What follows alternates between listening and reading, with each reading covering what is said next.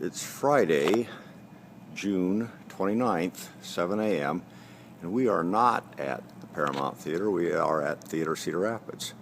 And Darren has volunteered to show me the organ in this building. This building was restored after the flood by Ryan Companies. And the organ console is down there. So we'll get Darren to get the organ fired up, and we'll see what it can do. The lighting's not real good, but we have Darren Ferreter. Did I pronounce your name right? Yeah. Okay, from CR. From Cedar Rapids. Okay, all right.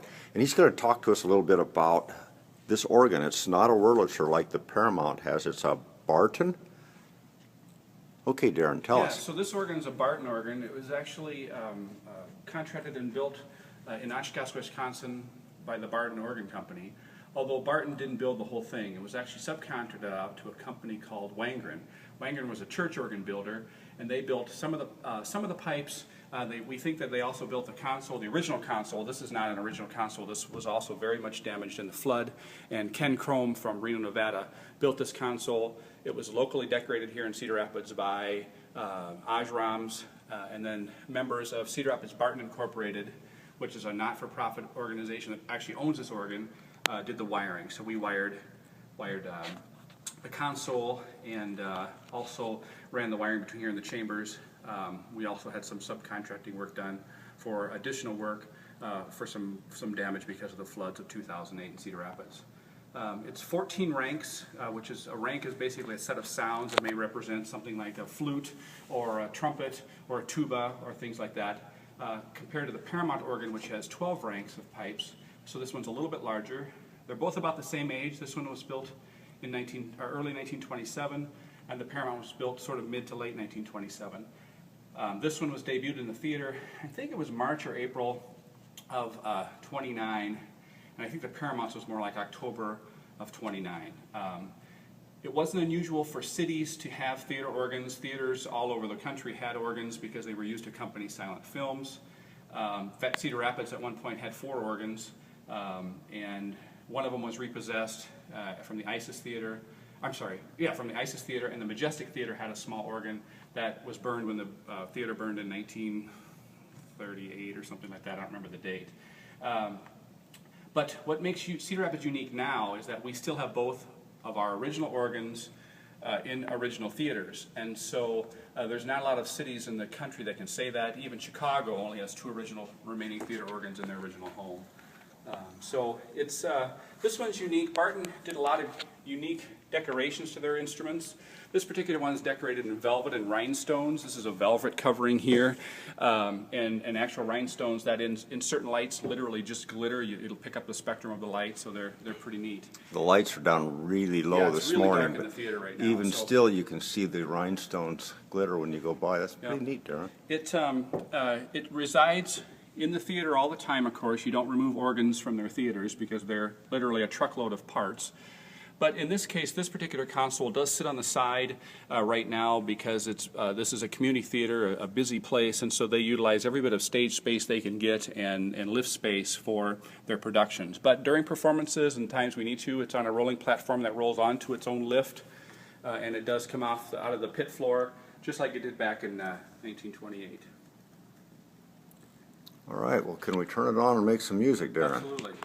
So when we talk about organs, you know, the organ is not this piece where you play it. That's the console. That's kind of the controls for it. But the actual organ are the pipes and the devices that are made out of wood and metal that create the sound.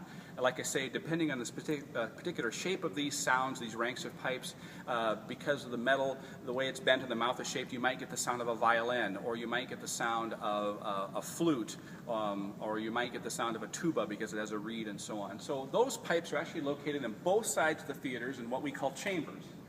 Now, pipes are all different sizes, everything that range from the size of a pencil all the way as large as 16 feet long and weigh possibly several hundred pounds. So the very high notes are the very small pipes, and if you remember as a kid maybe you played with one of those slide whistles, pipes kind of work on a similar principle in that you adjust the length of the pipe for its tuning. So if the pipe's a little bit sharp, then you make the pipe a little bit longer by adjusting a sleeve and so on. But one of the more important things about that is pipes always play at the same volume. You can't change their pressure. Going back to the whistle scenario, remember those slide whistles, if you blew harder, the pitch changed. So the way we control volume is that we physically have a wall between where the pipes are at in the chambers and the listening room, the mixing room, which is the inside of the auditorium. And up there you can see some shutters that look like Venetian blinds. And I'm going to operate one of those for you to show you how the volume changes. Pretty hard to see in here today.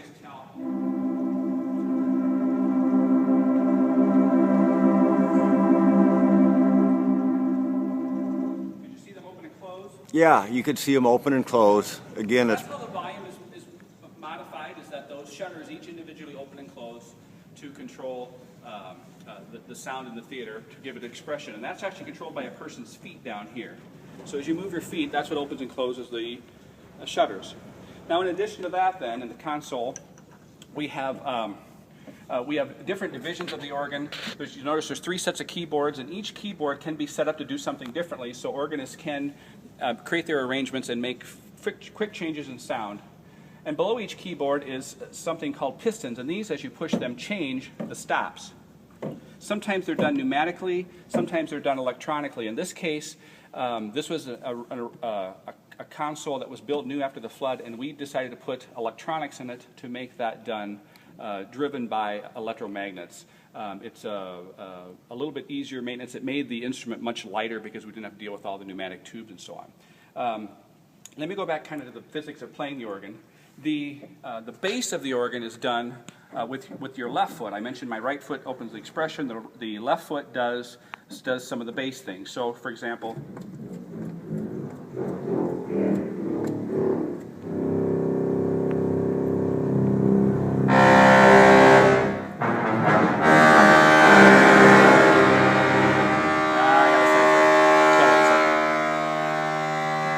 sometimes when organs haven't been played for a while, they get ciphers, and in this case is the note that won't stop playing. I need to run upstairs. I'll be right back.